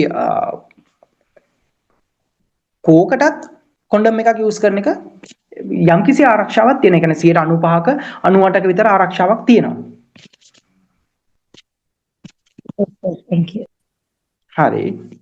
එතකොට මම කිව්වේ මෙතන මේ වගුවේ ඒ සියලුම උඩින් කතා කරපු සියලුම දේ රෝගයට බලපාන ඒ රෝග කාරකය ඒකේ විශේෂ රෝග ලක්ෂණ සහ විශේෂයෙන් දැනගන්න ඕනි කොටස් ටික ඇතුළත් කරලා තියෙනවා මේ වගුවට. ඒක මම එහෙම වුණ PDF එක ෂෙයා කරන්නම්. එතකොට ඒකෙන් ඔයගොල්ලන්ට වැඩිදුර අධ්‍යයනය කරගන්න පුළුවන්. එහෙම හොඳයි නේද? උඩින් කතා කරපු ටිකම තමයි එතන තියෙන්නේ. ඔව්. එතකොට මේ ලිංගික රෝග ආශ්‍රිත සංකූලතා වැඩිවීම සහ HIV අතර තියෙන සම්බන්ධතාවය ගැන අපි දැන් බලමු. එතකොට මෙතනදී මේ HIV හැදුණු කෙනෙක්ට සහ මේ ලිංගික ආශ්‍රිතව සම්බන්ධ මේ ගැටලු තියෙන කෙනෙක්ට අන්තර් සම්බන්ධතාවයක් මේකේ තියෙනවා. හරි. එතකොට අපි අනිවාර්යයෙන්ම මම ආයිත් කියනවා අනාරක්ෂිත ඇසුරක් තිබුණොත් ඒක අපි වෛද්‍ය උපදෙස් වලට යන්න ඕනේ අපිට සැකයි නම්. හරි. ඊළඟට මේ නිසා අපිට ලිංගාශ්‍රිත රෝග නිසා කාන්තාවන්ට විශේෂයෙන්ම එයාගේ ශ්‍රෝණි ප්‍රදාහය එහෙම නැත්නම් pelvic infections ඇති වෙන්න පුළුවන්. එතකොට ඒගොල්ලන්ගේ යටිබඩ ආශ්‍රිතව එහෙම නැත්නම් මේ යටිබඩ උදරය ආශ්‍රිතව එහෙම නැත්නම් ගර්භාෂය ආශ්‍රිතව යම්කිසි ආසාදන තත්ත්වයක් නැති වෙන්න පුළුවන්. එතකොට ඒක නිසා ඒගොල්ලෝ වඳභාවයට infertility තත්ත්වයට පත් වෙන්න පුළුවන්. එහෙම නැත්නම් ectopic pregnancy කියලා අපි හඳුන්වනවා. ඒත් කියන්නේ අර fallopian නාල තියෙන්නේ. අන්න ඒ වගේ ස්ථානවල ගැප් ගැනීම් සිද්ධ වෙන්න පුළුවන්. මේ වගේ දේවල් ඊටමත් භයානක තත්ත්වයන්. හරි. ඒ වගේම තමයි පිරිමි කට්ටියටත් වඳභාවය ඇති වෙන්න පුළුවන්. එතකොට මේගොල්ලෝගේ ස්කෝට එහෙම නැත්නම් මුෂණ කෝෂ ප්‍රදාහයටපත් වෙන්න පුළුවන්. ඒ හරහා ඒගොල්ලෝ වඳභාවයටපත් වෙන්න පුළුවන්. ඒගොල්ලෝගේ ශුක්‍රතරල නිෂ්පාදනය වීමට ගැටලු ඇති වෙලා. හරි. ඒ වගේම තමයි මූත්‍රා ආසාද නැති වෙන්න පුළුවන්. තවත් එකක් තමයි අම්මට ආසාදනය වෙලා තිබුණොත් මේ සිෆිලික්ස් වගේ දේවල් එහෙම නැත්නම් මේ දරු ප්‍රසූතියේදී අම්මගෙන් මේ දරුවට මේක ආසාදනය වෙලා දරුවගේ එක්කෝ ඇස් අන්ධ වෙන්න පුළුවන්. එහෙම නැත්නම් දරුවගේ ජීවිත හානියක් ඇති වෙන්නට පුළුවන් මේ තත්ත්වය නිසා. හරි. එතකොට මම කලිනුත් කිව්වා වගේ මේ දෙක අතර ද්විපාර්ශ්වික සම්බන්ධතාවයක් තියෙනවා. එතකොට ලිංගික රෝග තියෙන කෙනෙක්ට HIV ආසාදනය වීමේ හැකියාව අනික් කෙනෙක්ට වඩා අවදානම දෙගුණයේ සිට නව ගුණය දක්වා ප්‍රවණතාවයක් තියෙනවා. ඒ කියන්නේ සාමාන්‍ය කෙනෙක්ට හැදෙනවට වඩා එක්ක දෙගුණයක් එහෙම නැත්නම් නව ගුණයක බලපෑමක් තියෙනවා ලිංගාශ්‍රිත රෝග හැදිලා තියෙන කෙනෙක්ට HIV වෛරසය වැළඳෙන්න. එකක් ඒගොල්ලෝ අනාරක්ෂිත ලිංගික සම්බන්ධතාවයන් වල දෙනවා. ඒ වගේම එක් සහකරුවෙකුට හෝ සහකාරියකට සීමා නොවි බහු සහකාරයන් හෝ සහකාරියන් සමග මේ ලිංගික කටයුතු වල දෙනවා. එතකොට බෝවීමේ ප්‍රවණතාවය වැඩි. ඒ වගේම මේගොල්ලෝගේ මේ ලිංගික රෝග නිසා ඇතිවෙච්ච තුවාල සහ තුවාල කැලල් මේ තුවාල තියෙන පුළුවන්. සමහර තුවාල අපිට ඇසට නොපෙනෙන ප්‍රමාණයේ තුවාල වෙන්න පුළුවන්. එතකොට මේ තුවාල හරහා පුංචි ලේ ගැලීම් තියෙන්න පුළුවන්. එතකොට HIV වෛරස් එක ඉක්මනින් ශරීරගත වීමේ ප්‍රවණතාවය වැඩි. හරි. එතකොට මේ HIV වෛරස් එක ශරීරගත වීම හරහා ඒ රෝගය ආසාදනය වීමේ ප්‍රවණතාවය වැඩි සාමාන්‍ය කෙනෙකුට වඩා මේ ලිංගාශ්‍රිත රෝග තියෙන කෙනෙකුට. හරි. එතකොට ඒ වගේම තමයි මේ HIV හැදිනු කෙනෙක්ගේ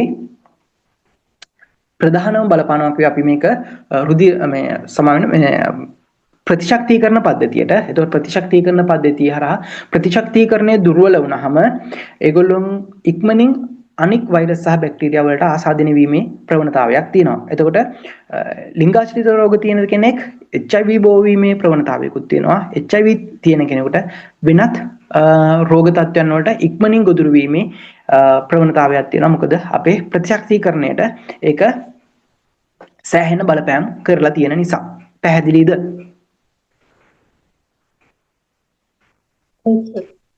හරි. හොඳයි.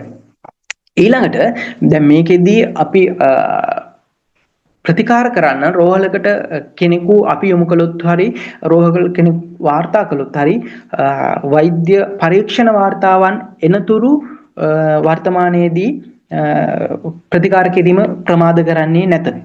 එතකොට WHO එකේ නිර්දේශය වෙලා තියෙන්නේ රෝග ලක්ෂණ අනුව ප්‍රතිකාර ආරම්භ කරන්න කියන එක. එතකොට ඉක්මනින්ම ප්‍රතිකාර කරන්න පුළුවන්.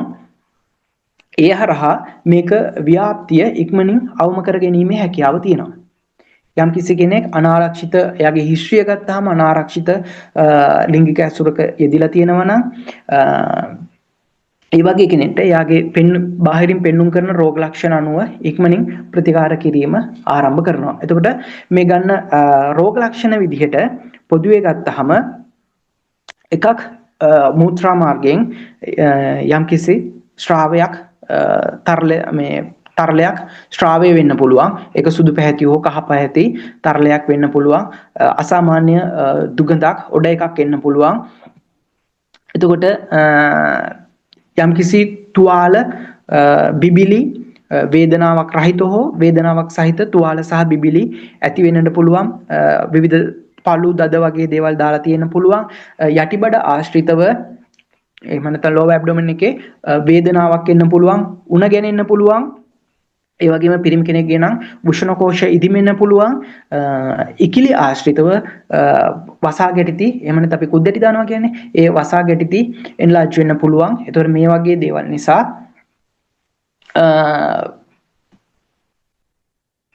මෙයා මෙහෙම ආසාදිත කෙනෙක් කියලා මේ රෝග ලක්ෂණත් එක්ක සැක කරන්නට පුළුවන්. හරි. එතකොට ඒ හරහා ඒ රෝග ලක්ෂණ ටික බලලා යාගේ හිස්ටරි එක අරගෙන ඒකට ප්‍රතිකාර කිරීම ඉක්මනින්ම ආරම්භ කරන්න කියන එක තමයි වර්තමානයේ ප්‍රැක්ටිකල් එකේ සිද්ධ වෙන්නේ. හරි. මම හිතනවා මේ ටික පැහැදිලි කියලා. ඊළඟට අපි කතා කරමු දැන් අපේ දැන් හෙල්පින් හાર્ට්ස් ආයතනයත් එක්ක සම්බන්ධ වෙලා ඉන්න ගොඩ දෙනෙක් මම හිතනවා මේ මනෝ උපදේශන ශාස්ත්‍රයට වැඩි නැඹුරුතාවයක් තියෙන කට්ටිය වෙන්න ඇති කියලා හිතනවා. ඒතකොට ඒගොල්ලොත් හෝ ඔබ දැන් ඔබ මනෝ උපදේශන ශාස්ත්‍රයට හෝ ඔබ යම්කිසි වෘත්තියක් කරනවා නම් ඔබගේ වෘත්තීය ස්ථානයේ එහෙම නැත්නම් ඔබගේ මිතුරෙක් වෙන්න පුළුවන්. කිනම් හෝ කෙනෙක් මේ වගේ රෝග ලක්ෂණයක් පෙන්눔 කරනවා නම් එයාගේ හිස්ටරි එක ගත්තාම මේ වගේ ගැටලුවක් තියෙනවා නම් එයා අපිත් එක්ක ඇවිල්ලා කියන්නේ විශ්වාසය නිසා. ඒක නිසා මේ වගේ රෝගියෙකු එක්ක ආසාදිතයෙක් අපි කටයුතු කරද්දී මේ කියන කාරණා ටික පිළිබඳව අපි විශේෂ සැලකිල්ලක් දක්වන්නට ඕනේ. එක තමයි ඒ කෙනා එක් වරදක් නෙමෙයි කරලා තියෙන්නේ. එක හරි අපි ආව non judgmental තමයි යත් එක්ක සම්බන්ධ වෙන්න ඕනේ. යාට යා වර්ධකාරයෙක් එහෙම නැත්නම් යාව කොන් කරන එහෙම නැත්නම් යාව අපහසුතාවයට පත් කරන ආකාරයෙන් අපි යත් එක්ක ගනුදෙනු කිරීම ඉතාමත් නුසුදුසු වෙන්න පුළුවන් මේ කටයුතු ඉස්සරහට කරගෙන යන්න. ඒක නිසා එයත් එක්ක අපි ඉතාමත් සුහදශීලීව කටයුතු කරන්නට ඕනි. එයාට උපරිම සහයෝගය දෙන්නට ඕනි. එයාගේ රහස්‍යභාවය සහ පෞද්ගලිකත්වය 100% ආරක්ෂා කරන්නට ඕනි. රජයේ තියෙන සියලුම වෛද්‍ය සායනවල පැමිණෙන රෝගීන්ගේ ආරක්ෂාව සහ පෞද්ගලිකත්වය 100% ආරක්ෂා වෙනවා. ඒක නිසා කිසිම බයකින් සැකයකින් තොරව ඒ වෛද්‍ය ප්‍රතිකාර සඳහා යොමු වෙන්න පුළුවන්. ඒ වගේ මේ සායනය ස්ථානගත කරලා තියෙන්නේ අනික් වැඩිපුර කට්ටිය ගැබසෙන ස්ථානයකත් නෙමෙයි. ඊටමත් ආරක්ෂිත ස්ථානයක තමයි අනිත් තැන් වලින් පොඩ්ඩක් පැත්තට වෙන්නත් තමයි මේ වගේ තැන් සායන ප්ලේස් කරලා තියෙන්නේ. එතකොට ඒක නිසා ඊටමත් ආරක්ෂාකාරී විදියට ඒ ප්‍රතිකාර සඳහා යොමු වෙන්නත් ඕනේ. අපි ඒගොල්ලොත් එක්ක කතා කරද්දිත් අපි ඒගොල්ලොත් එක්ක සම්බන්ධ වෙද්දිත් හොඳ සහසම්බන්ධතාවයක් ගොඩනගා ගන්න ඕනේ. විශ්වාසය දිනා ගන්නට ඕනේ. ඒ වගේම එයාව සමාජ අපවාදයටත් අපි එයාව අපවාදයට ලක් කරන්නේ නැති වෙන්න එයාට සහයෝගය දෙන්න ඕනි. ඒ ප්‍රතිකාර ලබා ගැනීමට සහ මේක තව කෙනෙක්ට බෝ වීම වළක්වා ගැනීම සඳහා. පැහැදිලිද? එතකොට මේකෙදී අපි රෝගියාව විතරක් එහෙම නැත්නම් ආසාදිතයාව විතරක් ප්‍රතිකාර කිරීම ප්‍රමාණවත් වෙන්නේ නැහැ. මේකෙදී අපි ආසාදිත පුද්ගලයා මෙන්ම එය ආසාදිත පුද්ගලයාගේ ආශ්‍රිතයන් ඒගොල්ලොන්ගේ සහකරුවන්නුත් මේකෙදි දැනුවත් කිරීම අවශ්‍යයි. ඒගොල්ලොන්ට අවශ්‍ය මානසික සහාය ලබා දීම අවශ්‍යයි. ඒගොල්ලොන්ට අවශ්‍ය දැනුවත්භාවය ලබා දීම අවශ්‍යයි. මොකද මේ ලිංගික රෝග වැළඳීම මරණාසන්න තත්වයක් නෙමෙයි. මේකට ප්‍රතිකාර තියෙනවා සහ ආරක්ෂිත විධික්‍රම තියෙනවා. එතකොට මේ ආරක්ෂිත විධික්‍රම සහ ප්‍රතිකාර හරියට අපි කරොත් අපිට කිසිම ගැටලුවකින් තොරව අපේ මේ පෞල් සංස්ථාව එහෙම නැත්නම් මේ ලයිෆ් ස්ටයිල් එක හරියට කළමනාකරණය කරගන්න පුළුවන් කියන එක ඒගොල්ලෝව දැනුවත් කරන්නට ඕනේ. විශේෂම කාරණේ තමයි HIV AIDS වගේ හැදිච්ච කෙනෙක්ට උනත් සමාජයේ සාමාන්‍ය විදිහට ජීවත් වීමේ අයිතිය සහ හැකියාව මේ වෙනකොට ඇති වෙලා තියෙනවා. එතකොට ඒ වගේ කෙනෙක් ආසාදිතයෙක් හිටියයි කියලා අර මං කලින් පටන් ගද්දි මතක් කරේ කුරුණෑගල පැත්තේ මේ මවට ආසාදිතයි කියලා දරුවව පාසලට ගන්න බැහැ කියලා ගැටලුවක් ඇති වුණු සිද්ධියක්. ඒතකොට ඒ වගේ සිද්ධීන් වලට අපි ලක් වෙන්නට ඕන නැහැ මේ වගේ රෝගී තත්ත්වයක් නිසා. මොකද අපි නිසියාකාරව දන්නවනම් හරියටම දන්නවනම් මේක බෝ වෙන්නේ කොයි වගේ තත්ත්වයක් මතද කියන එක අපිට සහ වර්තමානයේ වෙන විට ඒ සඳහා තියෙන ප්‍රතිකාර ක්‍රම වලට යොමු වෙලා ඒක හරියටම ප්‍රතිකාර ක්‍රම කරගෙන යනවා නම් සාමාන්‍ය පුද්ගලයෙක් විදිහටම ජීවත් වෙන්නත් පුළුවන්.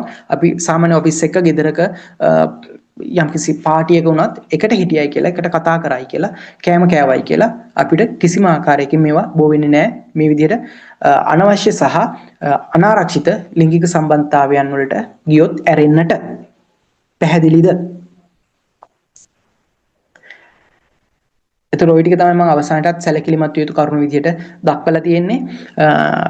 එතකොට මේ කරේ අද වෛද්‍ය උපදෙස් දෙන වැඩසටහනක් නෙවෙයි, මේක දැනුවත් කිරීමේ වැඩසටහනක් විතරයි. එතකොට මූලිකම දේ තමයි මේ වගේ රෝග ලක්ෂණ පෙන්눔 කරන කෙනෙකු ඔබගේ සේවා ස්ථානයට හෝ ඔබගේ මිතුරෙක් හෝ කවුරු හරි කෙනෙක් ඉන්නවා නම් අර කලින් සඳහන් කළ ආකාරයේ මූත්‍රා දැවිල්ල, යටිබඩ ආශ්‍රිත වේදනාව, උණගතිය, මූත්‍රා මාර්ගයෙන් යම්කිසි සැරව වගේ තරලයක් පැමිණීම සහ එයාගේ හිස්ටරි එක ගත්තාම එයා අනාරක්ෂිත ලිංගික සම්බන්ධතාවයක යෙදিলা ඉන්නවා නම් වැදගත්ම දේ තමයි ඉක්මනින්ම වෘත්තීමය වෛද්‍ය ප්‍රතිකාර සඳහා යොමු කිරීම, අත් බෙහෙත් වගේ දේවල් කර ඉන්නේ නැතුව. හරි. මට කියන්න තිබුණු ටික ওই ටික තමයි. මම හිතනවා ඒ ටික මම ඔයගොල්ලන්ට දැනුවත් කරා. ඔයගොල්ලන්ට මොන හරි තව දැනගන්න තියෙනවා නම් අහන්න පුළුවන්. හරි. බොහොමත්ම ස්තුතියි. ඒත් එක්කම ප්‍රශ්න තියෙනවා නම් අහන්න. එහෙම ස්තුතියි මේ සෙෂන් එකට.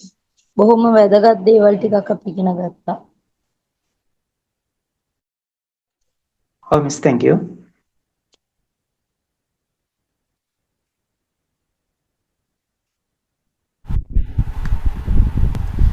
හරි. බොහොම ස්තුතියි සර්. ඒ වගේම වටිනා සහ හරවත් දේශනයක් පවත්වලා අපිව දැනුවත් කරපු ඔබතුමාට බොහොම ස්තුතියි. ඒ වගේම ඔබතුමාගේ කාර්යබහුලත්වයේ මැද්දේ වුණත් අපි අහපු ගමන් බෑ කියන්නේ නැතුව කැමති වෙලා ඇත්තටම ෆ්‍රී සෙෂන් එකක් දෙන්න කැමති වෙලා අපේ ආයතනය වෙනුවෙන් ඔබතුමා කරපු දේශනයට අද බොහොම ස්තුතියි. ඒ වගේම අද දේශනයට පැමිණි ඔබලාටත් බොහොම ස්තුතියි. ස්තුතියි. ඒ වගේම ඔබතුමියට සහ ඔබතුමියගේ ආයතනයටත් අපේ රම්සිනා මෙනවියටත් බොහොමත්ම ස්තුතියි. මේ වගේ සමාජ දැනුවත් කිරීමේ සමාජ මෙහෙවරවල් ඔබ ආයතනය විසින් නිතරම සිද්ධ කරනවා. ඒ වගේ දේවල් මගින් අපි සමාජය දැනුවත් කරලා සමාජය හොඳ තැනකට උත්සලා තියන්න ඔබ ආයතනය දක්වන මේ කැපවීමත් ඉතාමත් අගය කරනවා. බොහොමත් ස්තුතියි ඔබ ආයතනයට සහ අද දිනේ අපිත් එක්ක සම්බන්ධ වෙලා හිටපු සියලුම සමාජිකයන්ට. හරි, සුබ රාත්‍රියක්.